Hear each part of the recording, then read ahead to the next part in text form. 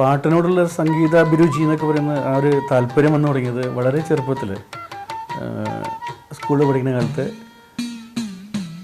ജയചന്ദ്രൻ ചേട്ടൻ്റെ, ദാസേട്ടൻ്റെ ഒക്കെ പാട്ട് കേട്ടിട്ട് തന്നെയാണ് സത്യത്തിൽ. അതിൽ ദാസേട്ടൻ്റെ പാട്ടുകളേക്കാൾ എനിക്ക് അന്നത്തെ എൻ്റെ താല്പര്യം ജയചന്ദ്രൻ ചേട്ടൻ്റെ പാട്ടിലായിരുന്നു. ഈ വെള്ളിയാഴ്ച ദിവസങ്ങളിൽ ക്ലാസ് മീറ്റിംഗ് ഉണ്ടാവും, ലാസ്റ്റ് പീരീഡൊക്കെ ആയിട്ട് ഉച്ചയ്ക്ക് ശേഷം.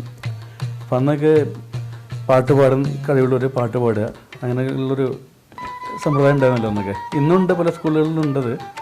അപ്പോൾ അന്നൊക്കെ ഈ ജയചന്ദ്രൻ ചേട്ടൻ്റെ സ്വാതി തിരുനാളിൻ കാമിനി, ആ പാട്ട്, സ്വർണ്ണഗോപുര നർത്തകീ ശില്പം കണ്ണിനു സായുജ്യം നിൻ രൂപം, ഈ പാട്ട്,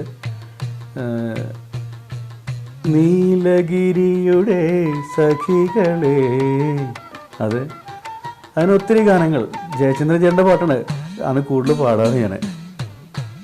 അതിന് സത്യം പറഞ്ഞാൽ ഈ പാട്ട് ഇത്രയും ഇഷ്ടപ്പെടാൻ കാരണം നമ്മുടെ ഭാവഗായകനും ഗാനഗന്ധർവൻ തന്നെയാണ്. അങ്ങനെ എന്നോടൊപ്പം തന്നെ എൻ്റെ സംഗീതത്തോട് താല്പര്യവും വളർന്നു. സംഗീത അഭിരുചിയോടുകൂടി തന്നെ ഞാൻ കോളേജിലേക്ക് സത്യം പറഞ്ഞാൽ വീട്ടുകാരുടെ നിർബന്ധത്തിലാണ് ചേർന്നത്. എനിക്കന്ന് ദാസേട്ടൻ്റെ കൂടെ തരംഗ ഇൻസ്റ്റിറ്റ്യൂട്ട് സ്കൂൾ ഓഫ് മ്യൂസിക്കിൽ ചേർന്ന് സംഗീതം പഠിക്കാനായിരുന്നു ആഗ്രഹം. അത് അന്നത്തെ എൻ്റെ കുടുംബത്തിൻ്റെ പശ്ചാത്തലത്തിൽ അതിന് അസാധ്യമായിരുന്ന കാലഘട്ടമായിരുന്നു. സാമ്പത്തികമായിട്ട് വളരെ ബുദ്ധിമുട്ടുള്ള കാലഘട്ടം തന്നെയായിരുന്നു. അപ്പോൾ അങ്ങനെ നിർബന്ധിതമായി ഞാൻ കോളേജിലേക്ക് ചേർന്നു. പ്രീ ഡിഗ്രി കേരള കോളേജിൽ പഠിച്ചു. ഡിഗ്രി സെൻറ് തോമസ് കോളേജിലായിരുന്നു. അവിടെ നിന്നാണ് നേരത്തെ പറയുന്ന ഈ എൻ്റെ സംഗീത ലോകത്തേക്കുള്ള ഒരു കടന്നു വരവ്, എനിക്ക് നിർണായകമായ മുഹൂർത്തങ്ങൾ ഉണ്ടായത് അവിടെ നിന്നാണ്. ഡിഗ്രി സെൻറ് തോമസിൽ പഠിക്കുമ്പോൾ, സെക്കൻഡ് ഇയറിൽ പഠിക്കുമ്പോഴാണ് പോള ആലപ്പട്ടച്ചൻ്റെ വളരെയധികം ആത്മാർത്ഥമായ സഹകരണത്തോടെ ഇരുന്ന് ഞാൻ അവിടെ നിന്ന് കോളേജിൽ നിന്ന് കോമ്പറ്റീഷൻ്റെ സുഹൃത്തുക്കളുടെ ഒരുപാട് നിർബന്ധം കൊണ്ടും കോളേജിലെ മത്സരങ്ങൾക്ക് പങ്കെടുത്തു. അവിടെ നല്ലൊരു സുഹൃത്ത് വലയം സംഗീതക്കാർ തന്നെ സെൻറ് തോമസ് കോളേജിൽ ഉണ്ടായിരുന്നു. അവരെയൊക്കെ ഞാൻ സംഘടിപ്പിച്ചുകൊണ്ട് സോണൽ കലോത്സവം, ഇൻ്റർ സോൺ കലോത്സവത്തിലൊക്കെ മാപ്പിളപ്പാട്ട് പോലും ഞങ്ങൾ പ്രകടിപ്പിക്കുകയുണ്ടായി. അതിനൊക്കെ സമ്മാനം കിട്ടുകയും ചെയ്തിട്ടുണ്ട്. ഗ്രൂപ്പ് മ്യൂസിക്കിന്, ക്ലാസിക്കൽ മ്യൂസിക്, സത്യം പറഞ്ഞാൽ ക്ലാസിക്കൽ മ്യൂസിക് അന്നും പഠിച്ചിട്ടില്ല, ഇന്നും കാര്യമായിട്ടൊന്നും പഠിച്ചിട്ടില്ല. അന്ന് തീരെയില്ലാത്ത കാലഘട്ടത്തിൽ ദാസേട്ടൻ്റെയൊക്കെ തന്നെ തരങ്ങിണി കാസറ്റിലൂടെയൊക്കെ കേട്ട്, ബാലമുരളികൃഷ്ണൻ സാറിൻ്റെയൊക്കെ കച്ചേരികൾ കേട്ട്, വരന്തരപ്പള്ളിയിൽ ഒരു ലക്ഷ്മി ഗിൽറ്റോക്സ് ഒരു ബാലചന്ദ്രേട്ടുണ്ട്, ബാലേട്ടൻ, അദ്ദേഹത്തിൻ്റെ ഒരുപാട് കളക്ഷനുണ്ട്. എന്നും അവിടെ വൈകുന്നേരം പോയിരിക്കും. ഈ പലചരക്കോ പച്ചക്കറി എന്തെങ്കിലും വാങ്ങിക്കാൻ വീട്ടിൽ നിന്ന് വിട്ടാൽ വൈകുന്നേരം പോയി കഴിഞ്ഞാൽ പിന്നെ രാത്രി 10 മണി 11 മണിക്ക് അദ്ദേഹത്തിൻ്റെ കട പൂട്ടിയൊക്കെ ശേഷമാണ് ഞാൻ വീട്ടിലെത്തുക. എന്നും വഴക്ക് കേൾക്കും വീട്ടിൽ നിന്ന്, എന്താ എവിടെ ഇത്ര നേരം എവിടെ പോയെന്നൊക്കെ വെച്ചിട്ട്. സംഗതി എന്ന് വെച്ചാൽ അദ്ദേഹം വളരെ സംഗീതത്തോട് താല്പര്യമുള്ള ആളാണ്. അവിടെ നിന്നാണ് ഞാൻ പാട്ട് ഒരുപാട് കേൾക്കാറുള്ളത്. അന്ന് സത്യം പറഞ്ഞാൽ റേഡിയോ തന്നെ വളരെ അപ്രാപ്യമായൊരു കാലഘട്ടമായിരുന്നു നമ്മുടെ കുടുംബത്തിൻ്റെ അവസ്ഥയിൽ. അന്ന് ഈ ദാസേട്ടൻ്റെയും ബാലമുരളികൃഷ്ണൻ സാറിൻ്റെയൊക്കെ സംഗീത കച്ചേരികൾ, കർണാടക സംഗീതം കേട്ട് അതിനോട് വളരെ താല്പര്യം തോന്നിയിട്ടാണ് ഞാൻ ഈ പറഞ്ഞ കോളേജ് വിദ്യാഭ്യാസം വേണ്ട എന്ന് വെച്ച് തരംഗിണീശ്വരിയിൽ പോയി ചേരണമെന്നൊക്കെ ആഗ്രഹിച്ചത്. അന്ന് എൻ്റെ സുഹൃത്ത് അവിടെ പോയി ചേർന്നിരുന്നു. ദാസേട്ടൻ്റെ കൂടെ ഇപ്പോൾ ഉള്ള ബേബി, മണ്ണമ്പേട്ട ഉള്ള മരുട്ടിച്ചാലുള്ള മണ്ണമ്പേട്ട ബേബി, അന്ന് ദാസേട്ടൻ പഠിക്കാൻ ചേർന്നിരുന്നു. അപ്പോൾ അതും കൂടി ആയപ്പോൾ എനിക്കൊരു ഇൻസ്പിറേഷൻ കൂടി, എന്നാൽ എനിക്കും കൂടി പോയാൽ എന്താ എന്നൊക്കെ. അന്ന് നടന്നില്ല. ആ മോഹം അങ്ങനെ നെഞ്ചിലേറ്റിരിക്കുമ്പോഴാണ് സെൻറ് തോമസ് കോളേജിൽ നിന്ന് ഞാൻ ഈ പാട്ട് കേട്ട് പഠിച്ചിട്ടുള്ള കർണാടക സംഗീതത്തിലത്തെ പാട്ടുകൾ, കരുണൈ കടലേ കടക്കൺപാർ, അതൊക്കെ പാടി, പാവന ഗുരു പവന പുരാധീശമാശ്രയേ, ഇതൊക്കെയാണ് മത്സരത്തിന് പാടിയിരുന്നത്. സത്യം പറഞ്ഞാൽ കേട്ട് പഠിച്ചിട്ടുള്ളതാണ്. പക്ഷെ എന്തോ എൻ്റെ ഭാഗ്യം കൊണ്ട് എനിക്ക് അന്ന് എനിക്ക് സെക്കൻഡ് പ്രൈസ്, 2ാം സമ്മാനമാണ് കിട്ടിയത്. പക്ഷേ അതെനിക്ക് വലിയൊരു വഴിത്തിരിവായിരുന്നു. സെൻറ് തോമസ് കോളേജിലത്തെ professor T K Devadana master അങ്ങനെ, നീ പാട്ട് പഠിക്കണം, പഠിച്ചിട്ടുണ്ടോ? പഠിച്ചിട്ടില്ലേ അല്ലേ? ഇല്ലേ, പഠിച്ചിട്ടില്ല. എന്നാൽ നീ പഠിക്കണം, നീ അതിൽ നന്നാവും എന്നോട് പറഞ്ഞിട്ടാണ് തൃശ്ശൂർ ജനാർദ്ദന അടുത്തേക്ക് എന്നെ കൊണ്ട് ചേർക്കുന്നത്. എൻ്റെ ഗുരുദക്ഷിണ എൻ്റെ അർപ്പണം തന്നെയാണ്. ഞാൻ എൻ്റെ ജീവിതം സംഗീതത്തിലേക്ക് അർപ്പിച്ചു. അങ്ങനെ അതുതന്നെയാണ് എൻ്റെ ഗുരുദക്ഷിണ എന്ന് പറയുന്നത്. ഞാൻ നേരത്തെ സൂചിപ്പിച്ചല്ലോ, ഒരു വളരെ സാമ്പത്തികമായിട്ട് പിന്നോക്കമായിരുന്നൊരു കാലഘട്ടത്തിലാണ് ഞാൻ ഈ വേദിയിലേക്ക് കടന്നു വരുന്നത്. അപ്പോൾ എൻ്റെ ഗുരുദക്ഷിണയായിട്ട് ഞാൻ അങ്ങനെ കാര്യമായിട്ടൊന്നും മാർക്ക് കൊടുത്തിട്ടില്ല. എൻ്റെ ജീവിതം തന്നെ സമർപ്പിച്ചിരിക്കുകയാണ്. പിന്നെ ദക്ഷിണ എന്ന് പറയുന്നത് നമ്മളൊരു രൂപ വെച്ചുകൊണ്ടോ അല്ലെങ്കിൽ 1 കോടി രൂപ വെച്ചുകൊണ്ടോ ഒരു ദക്ഷിണയാവില്ല. അത് മനസ്സുകൊണ്ട് നമ്മൾ എത്രമാത്രം ആത്മത്തിൽ ഡെഡിക്കേഷൻ ചെയ്യുന്നു, അതാണ് ശരിക്കുള്ള യഥാർത്ഥത്തിലുള്ള ദക്ഷിണ എന്നാണ് എൻ്റെ അഭിപ്രായം. പിന്നെ സാമ്പത്തികം ആവശ്യമുള്ളതുകൊണ്ട് ദക്ഷിണ കൊടുക്കുക, ഫീസ് കൊടുക്കുക, പഠിക്കുക. ഗുരുനാഥന്മാരും മിക്കവാറും ഇതുകൊണ്ടൊക്കെ ജീവിക്കുന്ന ആൾക്കാരായിരിക്കും. അതുകൊണ്ട് ദക്ഷിണ കൊടുക്കുക എന്നുള്ളൊരു സമ്പ്രദായം ഉണ്ടെന്നേ ഉള്ളൂ. യഥാർത്ഥത്തിലുള്ള ദക്ഷിണ എന്ന് പറയുന്നത് അവനവൻ്റെ അർപ്പണ ബുദ്ധിയാണ് എന്നാണ് എൻ്റെ അഭിപ്രായം. ആദ്യമായി ഞാൻ ജനാർദ്ദൻ മാഷ് കൂടെ വന്ന സമയത്ത് തൃശ്ശൂർ വടക്കുന്നാഥ ക്ഷേത്രത്തിൽ ശിവരഞ്ജിനി എന്ന് വെച്ചായിരുന്നു അപ്പോൾ ഒരു പ്രോഗ്രാമിൻ്റെ പേര്. മാസ്റ്ററുടെ കൂടെ ഭക്തിഗാനമേള, ഭജൻസ് പാടുകയും നൃത്തഗാനങ്ങൾക്ക് പാടുകയും ചെയ്തിരുന്നു. അങ്ങനെ മാസ്റ്ററുടെ കൂടെ ആദ്യമായിട്ട് വടക്കുന്നാഥ ക്ഷേത്രത്തിൽ പാടിയതാണ് എൻ്റെ മനസ്സിൽ ഓർത്ത് എടുക്കാൻ പറ്റുന്ന ആദ്യത്തെ ഒരു വേദി എന്ന് വേണമെങ്കിൽ പറയാം. തുടർന്ന് അങ്ങോട്ട് എനിക്ക് ഒട്ടും പ്രതീക്ഷിക്കാൻ പോലും പറ്റാത്ത, ചിന്തിക്കാൻ പോലും പറ്റാത്ത മേഖലകളാണ് എനിക്ക് മാഷ് സമ്മാനിച്ചത്. 1986 3ാം ലോക മലയാള സമ്മേളനം ജർമ്മനിയിൽ ബെർലിനിൽ വെച്ച് നടക്കുമ്പോൾ അതിന് പോകാനുള്ള ഒരു വലിയൊരു ചാൻസ് തൃശ്ശൂർ ജനാർദ്ദൻ മാഷ് മുഖേന എനിക്ക് കിട്ടുന്നുണ്ടായി. തീർച്ചയായിട്ടും എൻ്റെ സംഗീത പഠനത്തിലെ ശൈശവകാലത്ത് തന്നെ അധികായന്മാരോടൊപ്പം തകഴിയെ പോലുള്ള പ്രേംനസീറിനെ പോലുള്ള ഒരുപാട് വലിയ മഹാന്മാരോടൊപ്പം യാത്ര ചെയ്യുവാനും കഷ്ടിച്ച് 2 മാസത്തോളം യൂറോപ്യൻ രാജ്യങ്ങളിൽ പര്യടനം നടത്തി പ്രോഗ്രാമുകൾ അവതരിപ്പിക്കുവാൻ. അന്നത്തെ എൻ്റെ ഇത് ഇടയ്ക്ക അല്ല, ശരിക്കും പറഞ്ഞാൽ അന്ന് ഞാൻ പാട്ടുകാരനായിരുന്നു. മാസ്റ്റർ കൂടെ പാടുക, പിന്നെ ജനാർദ്ദൻ മാസ്റ്ററുടെ സഹോദരൻ തൃശ്ശൂർ ഹരിഹരൻ മാസ്റ്ററുടെ കൂടെ മൃദംഗം കുറച്ച് പഠിക്കുകയുണ്ടായി. അപ്പോൾ അങ്ങനെ കുറേശ്ശെ മൃദംഗത്തിൽ കടന്നാക്രമിക്കും ഞാൻ എന്ന് വേണം പറയാൻ. ശരിക്കും വലിയ അഭ്യാസമൊന്നുമില്ല, അതുകൊണ്ട് എൻ്റെ അഭ്യാസം കാണിക്കുന്നത് പതിവ്. അങ്ങനെ അത്യാവശ്യം മൃദംഗത്തിൽ കൈവയ്ക്കും, പിന്നെ ഘടം വായിക്കും. അന്നത്തെ ചൈൽഡ് പ്രോഡിജി ആയിരുന്നു നമ്മുടെ ശങ്കരൻ നമ്പൂതിരി, കൈലാസം എന്ന് വിളിക്കും ഞാൻ. അന്ന് ശങ്കരൻ നമ്പൂതിരിയുടെ പാട്ട് കച്ചേരിക്ക് ഘടം വായിക്കുക. പിന്നെ വിനീത്, നമ്മുടെ സിനിമാ നടൻ വിനീത്, കലാബേബിത്തോട്ടം, പൊന്നമ്പിളി അരവിന്ദ്, അവരുടെയൊക്കെ ഡാൻസിന് മാസ്റ്റർ കൂടെ പാടുക. പൊന്നമ്പിളി അരവിന്ദിൻ്റെ നാടോടി നൃത്തം ചെയ്തിരുന്നു. അവന് വേണോ, അന്ന് ആ ഫോക്കിന് ഞാൻ പാടിയിരുന്നത് വിദേശ രാജ്യങ്ങളിലേക്ക് പോയപ്പോൾ. അങ്ങനെ ഒരുപാട് വേദികളിൽ നമ്മൾ നിത്യഹരിത നായകൻ പ്രേംനസീറിനൊപ്പം ഒരുപാട് ദിവസം ചെലവഴിക്കാൻ, നമ്മുടെ മലയാളത്തിൻ്റെ പുണ്യമായ തകഴി ചേട്ടനോടൊപ്പം ഒരുപാട് ദിവസം ഒരുമിച്ച് കഴിയുവാനും. അന്നൊക്കെ ഞങ്ങളുടെ താമസങ്ങൾ ചില വീടുകളിലൊക്കെ ആയിരുന്നു. അവിടെ ചെന്നപ്പോൾ പെൻഷൻ എന്നൊക്കെ പറയും, അങ്ങനെ പെൻഷൻ ഒളിമ്പിയ നമുക്ക് ഗവൺമെൻറ് ബെർലിനിൽ അവിടെയൊക്കെ പോകുമ്പോൾ ഞങ്ങളൊക്കെ ഒരുമിച്ചൊരു കൂട്ടായ്മയായിട്ട് ഒരു ഫാമിലിയെ പോലെയാണ് താമസിച്ചിരുന്നത്. അന്ന് തീർച്ചയായിട്ടും പ്യുവർ വെജിറ്റേറിയൻ ആയിരുന്നു. ജനാർദ്ദൻ മാസ്റ്റർ കടുമാങ്ങ ഒക്കെ കൊണ്ടുവരും. അപ്പോൾ തകഴി ചേർന്ന് അതൊക്കെ വലിയ ഇഷ്ടമാണ്. അപ്പോൾ ഞങ്ങളുടെ നിന്ന് അതൊക്കെ വാങ്ങിച്ച് ഒരുമിച്ച് കൂട്ടിയിരുന്ന് കഴിക്കുക. അങ്ങനെയൊക്കെ അത് വളരെ മധുരിക്കുന്നൊരു പഴയ പാട്ടിലെ പോലെ മധുരിക്കുമോർമകൾ തന്നെയാണ് അവർ. ഞാൻ നേരത്തെ സൂചിപ്പിച്ച പോലെ എൻ്റെ ഗുരുവായ തൃശ്ശൂർ ജനാർദ്ദൻ മാസ്റ്ററൊപ്പം പാടുകയും ഞാൻ ഒറ്റയ്ക്ക് പാടുകയും ചെയ്ത് ഒരുപാട് വിനീത് പോലെയുള്ള ഒരുപാട് പ്രശസ്തരായിട്ടുള്ള ആളുകൾക്ക് സ്കൂൾ തലത്തിലും യുവജനോത്സവത്തിൽ കോളേജ് തലത്തിലൊക്കെ 1ാം സമ്മാനങ്ങൾ കിട്ടുന്ന സമയത്തൊക്കെ തീർച്ചയായിട്ടും ഒരുപാട് എനിക്കും അതിനകത്തൊരു ഭാഗമാകാൻ കഴിഞ്ഞുള്ളൊരു സന്തോഷം, ആനന്ദക്കണ്ണീർ ഉണ്ടാവാറുണ്ട്. അങ്ങനെ ഒരുപാട് വേദികൾ എനിക്ക് ദൈവം സമ്മാനിച്ചിട്ടുണ്ട്. പക്ഷേ എൻ്റെ ജീവിതത്തിൽ എനിക്ക് നിർണായകമായി കിട്ടിയ ഒരു അസുലഭ നിമിഷം എന്ന് പറഞ്ഞാൽ,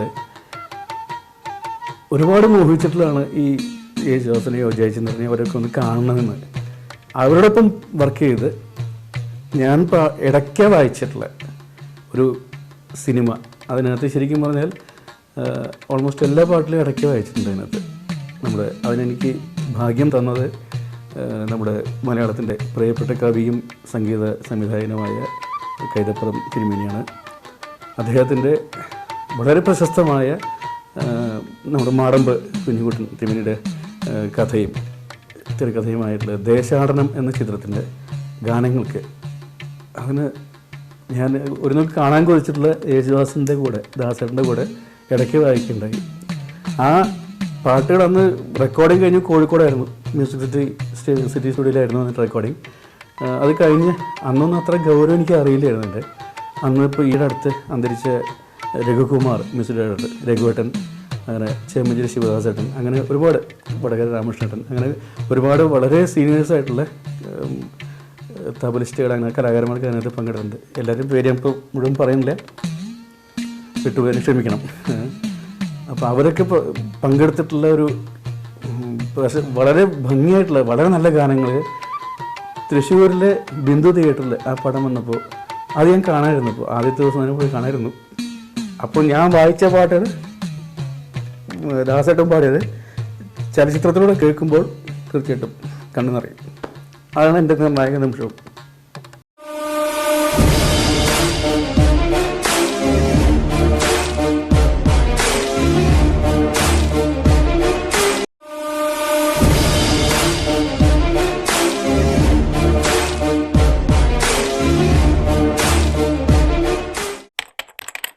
ഓർത്ത് വയ്ക്കുക എന്ന് പറഞ്ഞാൽ എനിക്ക് ഒരുപാടുണ്ട്.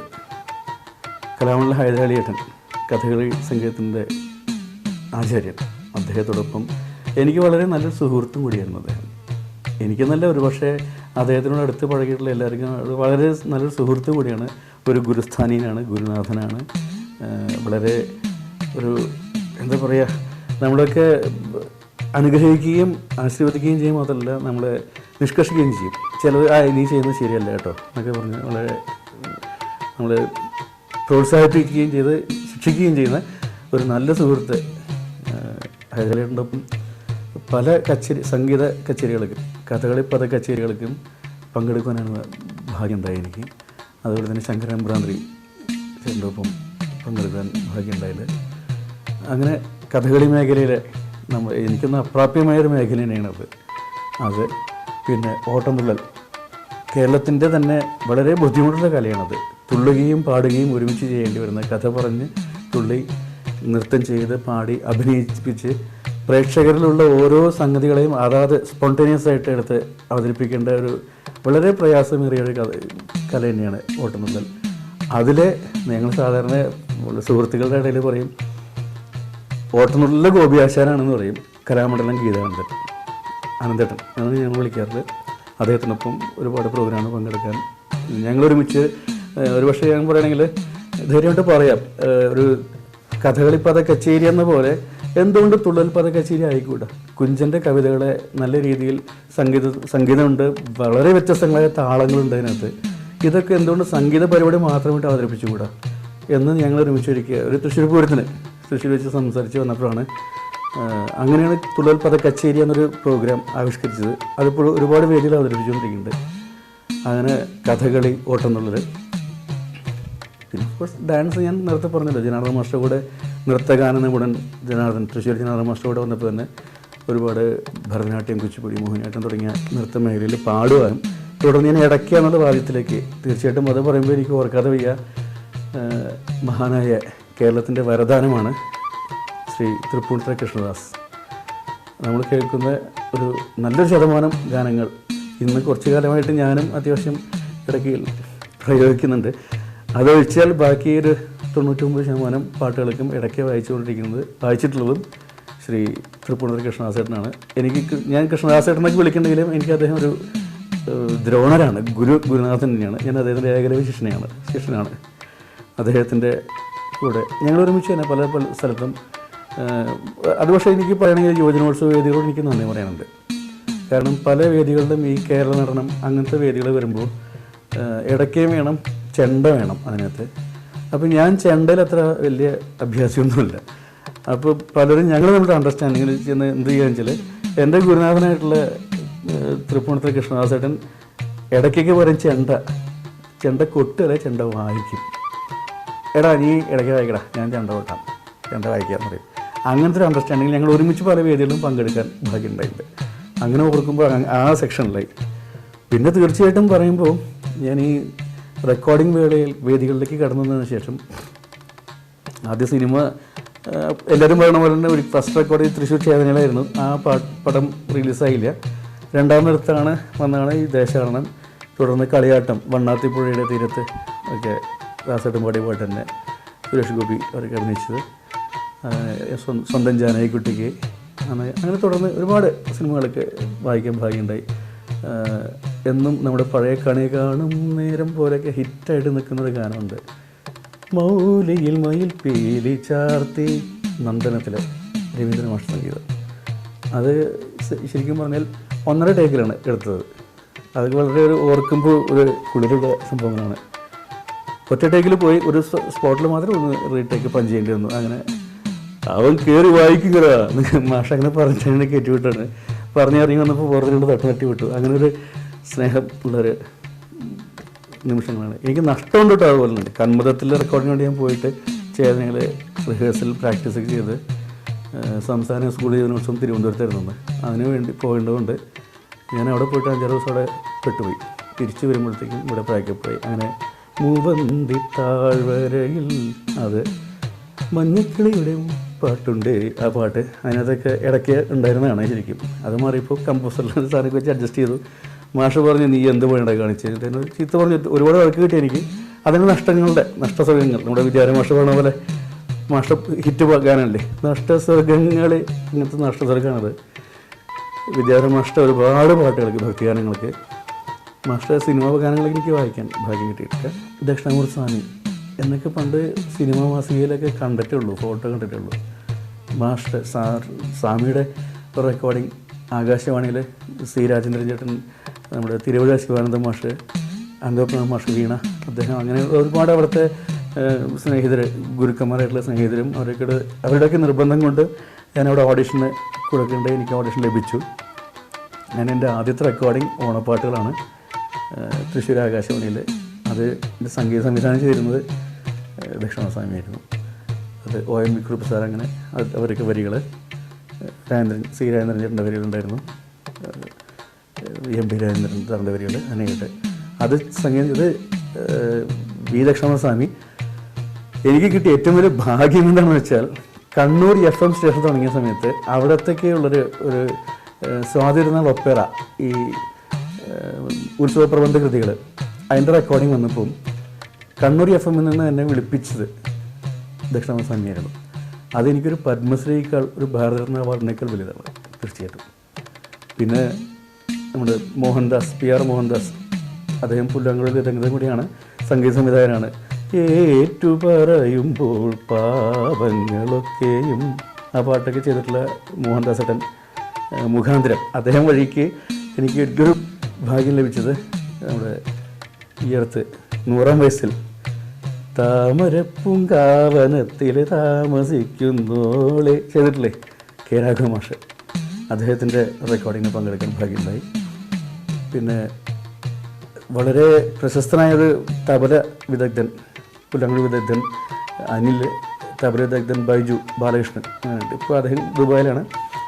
അവരുടെയൊക്കെ സ്നേഹം കൊണ്ട് എനിക്ക് കിട്ടിയത് നമ്മുടെ ദേവരാജ മാസ്റ്ററുടെ, അദ്ദേഹത്തിൻ്റെ വേണമെങ്കിൽ ഇങ്ങനെ പറയാം, അവസാനത്തെ റെക്കോർഡിംഗ് ആയിരുന്നു. നാരായണ ഗുരുവിൻ്റെ കൃതികൾ ആണ്. ഗുരുദീപം എന്നൊരു CD ആൽബത്തിന് വേണ്ടി 1-2 പാട്ട് എനിക്ക് വായിക്കാൻ, അത് തരണി സ്റ്റുഡിയോയിൽ തിരുവനന്തപുരത്ത് റെക്കോർഡിങ് ചെയ്യാൻ ഭാഗ്യമുണ്ടായി. അന്ന് മാഷ് അദ്ദേഹത്തിൻ്റെ നേരത്തെ നമ്മളെല്ലാവരും പറയുന്ന പോലെ അദ്ദേഹത്തിൻ്റെ സ്വതസിദ്ധമായൊരു ശൈലിയിൽ തന്നെ ഞാൻ ആ റെക്കോർഡിങ് സത്യം പറഞ്ഞാൽ എൻ്റെ ജീവിതത്തിൽ ആദ്യമായി ഒരു അവസരം ചോദിച്ചു പോയതാണ് സത്യം പറഞ്ഞാൽ. കാരണം വെച്ചാൽ ദേവരാജ മാഷെക്കുറിച്ച് ഒരുപാട് കേട്ടിട്ടേ ഉള്ളൂ. അദ്ദേഹത്തിൻ്റെ കർക്കശ സ്വഭാവം, ഭയങ്കര മുഷ്കു സ്വഭാവമാണ്, ചീത്ത പറയുന്നൊക്കെ കേട്ടിട്ടുണ്ട്. പക്ഷേ അതെന്താണെന്ന് നമ്മുടെ നാടൻ ഭാഷയിൽ പറഞ്ഞാൽ ഒരു കിഴുക്ക് കൊള്ളാൻ തയ്യാറായിട്ട് പോയതാണ്. എനിക്ക് കിട്ടുകയും ചെയ്തു. സത്യത്തിൽ ഒരു പഞ്ച് ചെയ്യാനായിട്ട് നിർത്തിയപ്പോൾ നീ എന്നാ നിർത്തിയത് എന്ന് ചോദിച്ചു. അല്ല മാഷെ അവിടെ പഞ്ച് ചെയ്യാൻ വെച്ചിട്ടാണ്. ആ പഞ്ച് ചെയ്യാനാണെങ്കിൽ നിന്നെ എന്തിനാ ഇങ്ങോട്ട് കെട്ടിയെടുത്തത്, ശരിക്കും പോയി വായടാ. അങ്ങനെ ഞാൻ പാട്ട് ഫുള്ള് വായിച്ചു. അപ്പോൾ അതൊക്കെ ജീവിതത്തിൽ കിട്ടുന്ന ഒരുപാട് സിദ്ധികളാണ്. അതൊക്കെ ഒരിക്കലും മറക്കാൻ പറ്റില്ല. ഞാൻ നേരത്തെ പറഞ്ഞില്ലേ, ദേവരാജ മാഷ്, ദക്ഷിണസ്വാമി, രാഘവ മാഷ്, MG രാഷൻ ചേട്ടൻ്റെ ഇതിൻ്റെ പടങ്ങൾക്ക് വായിക്കാൻ ഭാഗ്യമുണ്ടായിരുന്നു എനിക്ക്. നേരത്തെ ദക്ഷിണസ്വാമിയുടെ കാര്യം പറഞ്ഞപ്പോൾ 3 തലമുറയ്ക്ക് വേണ്ടി സംഗീതം നൽകിയെന്ന് പറഞ്ഞൊരു മഹാഭാഗ്യം അദ്ദേഹത്തിനുണ്ടല്ലോ. അതുപോലെ എനിക്ക് 2 തലമുറയ്ക്ക് വേണ്ടി ഇടയ്ക്ക് വായിക്കാൻ ഭാഗ്യമുണ്ടായിട്ടുണ്ട്. കൈതപ്പുറം തിരുമേനിയുടെ കൂടെ ദേശാടനം എന്ന സിനിമയ്ക്ക് തൊട്ട് അങ്ങനെ 94 വായിക്കുകയുണ്ടായി കോഴിക്കോട് വെച്ച്. അപ്പോൾ അദ്ദേഹത്തിൻ്റെ മകൻ ആ ദേശാടനത്തിൽ പാടിയിട്ടുള്ള നാവാമുകുന്ദഹരേ പാടിയിട്ടുള്ള ദീപാങ്കുരൻ്റെ കൂടെ മകൻ, കൈതപ്പുറം തിരുമേനിയുടെ മകൻ്റെ കൂടെ 2014 ഇപ്പോൾ ഈ അടുത്ത് ഞങ്ങൾ എറണാകുളത്തിൽ ഒരു കാസറ്റിൻ്റെ വർക്ക് CD വർക്ക് ചെയ്യുന്നുണ്ടായി. അപ്പോൾ 2 തലമുറയ്ക്ക് വേണ്ടി വായിക്കാൻ ഭാഗ്യമുണ്ടായി. ഈ ക്ഷേത്ര സോപാനത്തിൽ അല്ലെങ്കിൽ പഞ്ചവാദ്യത്തിൻ്റെ കൂടെ മാത്രം ക്ഷേത്രകലയായിട്ട് കണ്ടുവന്നിരുന്ന ഇടയ്ക്ക എന്നുള്ള വാദ്യത്തിന് ക്രിസ്തീയ കലകൾക്ക്, ക്രിസ്തീയ ഭക്തിഗാനത്തിന് വായിക്കാൻ എനിക്ക് ഒരു വലിയൊരു ഭാഗ്യം തന്നിട്ടുള്ളത് നമ്മുടെ തൃശ്ശൂരിലെ പോൾ പൂവത്തിങ്കളച്ചൻ, ഡോക്ടർ പോൾ പൂവത്തിങ്കളച്ചനാണ്. അദ്ദേഹം ചെയ്തിട്ടുള്ളൊരു ക്രിസ്തീയ ഭക്തിഗാനത്തിൽ ദാസേട്ടനെ പാടിയത് ഹിന്ദോളരാഗാർദ്രനായി ഞാൻ, ആ ഹിന്ദോള രാഗത്തിന് തന്നെ അദ്ദേഹം കൈതപ്പുറമാണ് എൻ്റെ വരികൾ എഴുതിയിട്ടുള്ളത്, വായിച്ചിട്ടുണ്ട്. പിന്നെ VT മുരളിയേട്ടൻ തന്നെ മലബാറിൻ്റെ കലയായ എന്ന് പറയാം മുസ്ലിം കലാരൂപമായ മാപ്പിളപ്പാട്ടിന് അദ്ദേഹം പാടിയിട്ടുള്ള തന്നെ ഓത്തുപള്ളിയിൽ അന്ന് നമ്മൾ, അതൊക്കെ മാപ്പിളപ്പാട്ടിൻ്റെ കൂടെ ഇടയ്ക്ക് ഞങ്ങൾ പല ചാനലിൽ തന്നെ വായിച്ചിട്ടുണ്ട്. കുറച്ചൊക്കെ വിവാദം ഉണ്ടായിട്ട് എൻ്റെ പേരിൽ ഇടയ്ക്ക് ഇരുന്ന് തബലയുടെ കൂടെ ഞാൻ താഴ്ത്തിരുന്നിട്ടൊക്കെ വായിച്ചത്. നിന്ന് വായിക്കണം, കൈ ഇവിടെ മറയണം എന്നൊക്കെയാണ് എൻ്റെ നിയമങ്ങൾ. അതൊക്കെ ഞാൻ തെറ്റിച്ചിട്ടാണ് വായിച്ചത്. ഞാനതൊരു സംഗീത രൂപം മാത്രമായിട്ട് ചെയ്തത്. അങ്ങനെ അതൊക്കെ ഉണ്ടായിട്ടുണ്ട്. അങ്ങനെ പറയുമ്പോൾ ഒരുപാട് പേര് എനിക്ക് വിട്ടു പോകേണ്ടി വന്നിട്ടുണ്ട്. അത് എന്നോട് ക്ഷമിക്കണം എല്ലാവരും. ഈ വിട്ടുപോയി എന്ന് പറയുമ്പോൾ എനിക്ക് നേരത്തെ പറഞ്ഞ പോലെ നമ്മൾ ഒരുപാട് പേര് വിട്ടുപോയിട്ടുണ്ട്, പിരിഞ്ഞു പോയിട്ടുണ്ട്. ഇപ്പോൾ ജോൺസൺ മാഷടക്കം, അടുത്ത് രഘുവേട്ടൻ, അങ്ങനെ ഒരുപാട് പേര്, MG രാജൻ ചേട്ടൻ. സംഗീത ലോകത്തെയാണ് ഉദ്ദേശിക്കുന്നത്. ഇപ്പോൾ കർണാടക സംഗീത ലോകത്തിലെ 2 അതികായന്മാർ, വയലിനിലെ 2 അതികായന്മാർ, നമ്മുടെ Lalgudi Jayaraman sir, MS Gopalan sir, അങ്ങനെ പാലക്കാട് രഘു സാർ, അങ്ങനെ ഒരുപാട് വളരെ പ്രഗത്ഭരായിട്ടുള്ള, പകരം വെക്കാനില്ലാത്ത ഒരുപാട് നല്ല നല്ല കലാകാരന്മാർ നമ്മൾ വിട്ടുപോയിക്കൊണ്ടിരിക്കുന്നുണ്ട്. അവർക്കൊക്കെ ആദരാഞ്ജലികൾ അർപ്പിക്കുന്നു. ഞാനിപ്പോൾ പറയാൻ വിട്ടുപോയ എൻ്റെ സുഹൃത്തുക്കൾ, ഗുരുക്കന്മാരായിട്ടുള്ള, പറയാൻ വിട്ടുപോയിട്ടുള്ള എൻ്റെ സ്നേഹിതരോടും ഗുരുക്കന്മാരെയും എന്നെ ക്ഷമിക്കണമെന്ന് പറയുന്നു. ഇനി ഞാൻ ഒരാളെ വിട്ടുപോയാൽ എനിക്ക് വീട്ടിൽ ചെല്ലാൻ പറ്റില്ല. അതുകൊണ്ട് അവരെ കുറിച്ച് പറഞ്ഞേക്കാം. എൻ്റെ ഭാര്യയും എൻ്റെ മകളുടെ പ്രസൻസ് കഴിഞ്ഞു. ഹരിശ്രീ വിദ്യാനന്ദനാണ് പഠിക്കുന്നത്. പാർവതി, അവൾ ഡാൻസിനോടാണ് കൂടുതൽ കമ്പം. പാട്ടും കൊട്ടൊക്കെ അവൾക്ക് ഇഷ്ടമാണ്. എങ്കിലും കൂടുതൽ താല്പര്യം കഥകളി. ഈ ഹൈദരാലിയോടുള്ള ആ സ്നേഹം കൊണ്ടായിരിക്കാം അവൾക്ക് ഒരു പക്ഷേ കഥകളിയോട് താല്പര്യം കൂടി വന്നത്. കഥകളിയുണ്ട്. ഭാര്യ കലാമണ്ഡലം കവിത നർത്തകിയാണ്, നൃത്താധ്യാപികയാണ്. ശിവദം കലാക്ഷേത്രം എന്ന പേരിൽ കോട്ടപ്പുറം, തൃശ്ശൂർ കോട്ടപ്പുറത്തെ റെയിൽവേ ഗേറ്റിനടുത്തൊരു സ്ഥാപനം നടത്തുന്നുണ്ട്. കലാമണ്ഡലം സിൻഡിക്കേറ്റ് മെമ്പറായിരുന്നു. പഠിക്കാൻ ഈ വയസ്സാങ്കാലത്ത് നിന്ന് പറയാം, ഈ അടുത്ത കാലത്ത് കലാമണ്ഡലത്തിൽ നിന്ന് കോഴ്സ് കഴിഞ്ഞ് 25 വർഷത്തോളമായി. ഒരു 23 വർഷത്തിന് ശേഷം യൂണിവേഴ്സിറ്റി ആയപ്പോൾ അവിടെ നിന്ന് MA ബിരുദം നേടിയ ഒരു നർത്തകി കൂടിയാണ്.